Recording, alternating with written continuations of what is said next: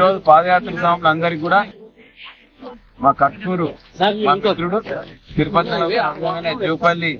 వెంకట్రావు గారు వారి ముఖ్య జన్మదిన సందర్భంగా జూపల్లి సహస్ర జన్మదిన సందర్భంగా కార్యక్రమం ఏర్పాటు చేసిండ్రు.